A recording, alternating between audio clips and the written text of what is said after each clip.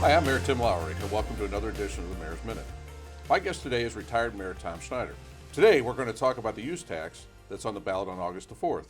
Good morning, Mayor Schneider. How are you doing? Good morning, Mayor Lowry. How are you enjoying retirement? You know, I'm enjoying it very well. Yes. And, my golf game's improved. Very good. And, what's improved it the most? Moving to the senior tees. Oh, you did I did. move. I finally moved to the senior tees. Because Yeah. you were always resistant to that. I was, yeah. And I'm even playing in the city championship this weekend. Oh, okay. I played in it last year. I broke 85, so they let me come back. Very good. Well, congratulations and good luck. Yeah. So there's probably no one in the area that knows more about this use tax than you. And could you kind of explain what it's about and why it's important to us here in the city of Florissant? Well, one example, I was with somebody at Handyman Hardware a couple years ago, and they were looking for something, and I thought we were going to pick up like a lawnmower, and they scanned it, and then they said, you know what, I can get this cheaper on the internet and then just have it shipped and save on taxes and everything else. And I'm thinking, well, that's not going to help our police department, our streets, our parks, and so I really started thinking about it strongly then. I've written editorials for the Kansas City Star and the Missouri Times encouraging the legislature to pass that Wayfair tax bill. And the governor was for it, and yet the very conservative Republican legislature, they declined to do it. But they will have to do it eventually because 48 other states have already done it. Right. It's just us in Florida that Right. don't have that. Right.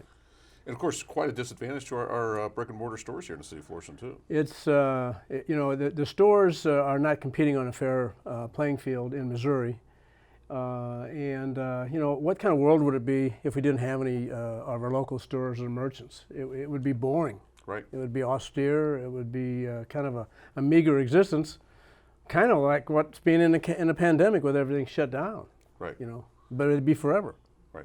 And so for us to get this use tax, what would it mean to the city of Florissant? I mean, what do you see it as the biggest advantage? And of course, I look at it also as that I look at it a way that it's not really an increase in sales tax for us. What it really is just giving us we're giving back to what we're losing in sales tax. Right. Well, during the pandemic, we've had a increase in resorting to the internet to make purchases because people are more reluctant to go to stores, so that started before the pandemic.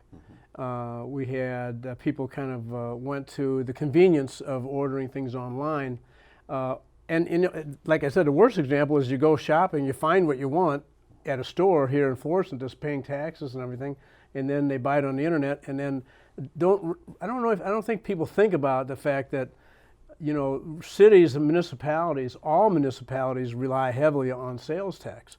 Fire districts rely on property tax. School districts rely on property tax.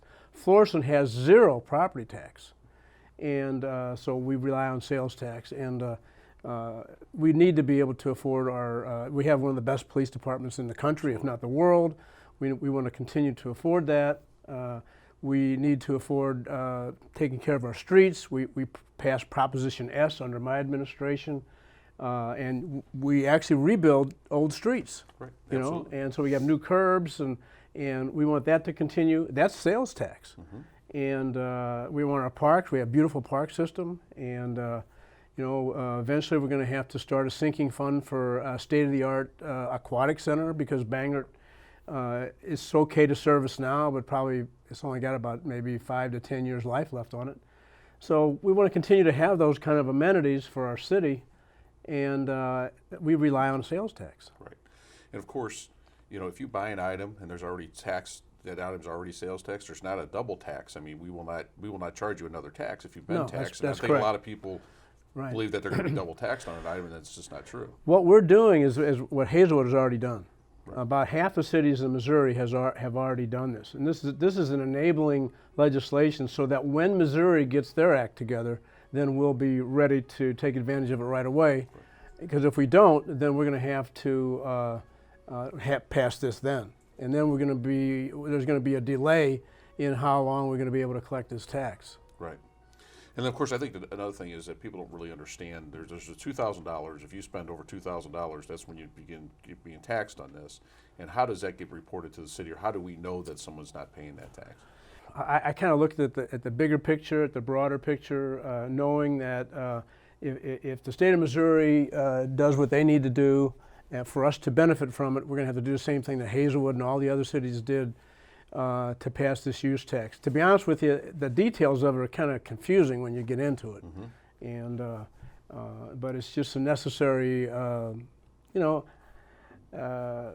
it's kind of just one of those necessary things of living in a society. Is we need to pay for our services, and services in municipalities comes from sales tax. And like we said, is that we're lacking in that when you're buying something off the internet. We're not receiving that sales tax, and that is going to hurt the city, and it is hurting the city. And so this is not, I just want to reiterate, this is not something that is a new tax or anything. This is just something that we feel that should come to the city, should come to our government, and come to our residents. If you buy something out of state and you live here, then you should pay that sales tax.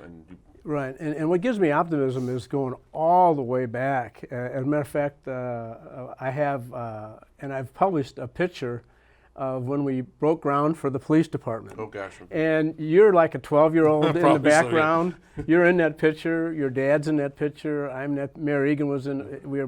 I happen to be the president of the council, so I got to hold one of the shovels. But the citizens of Florissant have always come through when the city of Florissant needs them. Right. And I don't think this will be any different.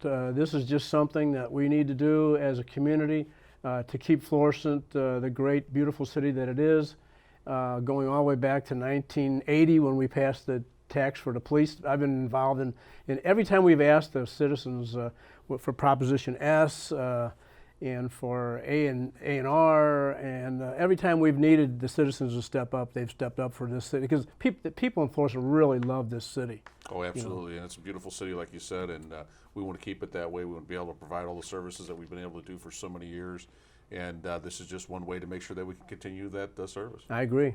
So, well, Mayor, I appreciate you stopping by today, and you're always welcome here at my office. Anytime you want to come by, please do.